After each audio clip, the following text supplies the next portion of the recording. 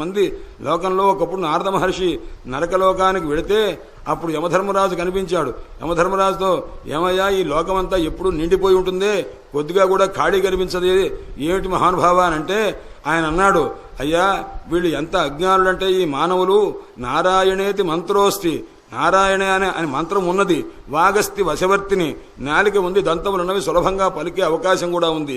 తథాపి నరకే ఘోరే పతంతి ఇచ్చేతద్భుతం, అయినా సరే ఈ నరకంలో పడిపోతున్నారే, ఇది చాలా ఆశ్చర్యంగా ఉందయ్యా అని చెప్పి, ఎందుకంటే 4 వేదముల సారభూతమైనటువంటి 4 అక్షరాలు తీసుకుని దాన్ని స్ఫుటమఘటి నారాయణ పదం అని, చతుర్నాం వేదానాం హృదయమిదమాకృష్య హరిణ, ఎవరయ్యా ఈ నారాయణ అనే పదం తయారు చేసింది?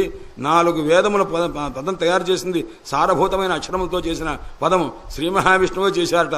అందుకోసమని హరిణ ఆ చతుర్నాం వేదానాం హృదయం ఇదమాకృష్య హరిణ చతుర్భిర్యర్వర్ణై స్ఫుటమఘటి నారాయణి పదం. అందుకోసం 4 అక్షరాలు తయారు చేసి దానిలో నారాయణ అని చెప్పారు.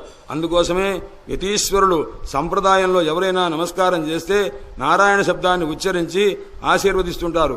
అలాంటి దివ్యమైనటువంటి స్థితి ఉంటే కూడా ఈ మానవులు అభద్రం నుంచి, పాపం నుంచి మరలటం కానీ, పుణ్యం ఎందు ప్రవర్తించడం కానీ ఈ రకంగా లేని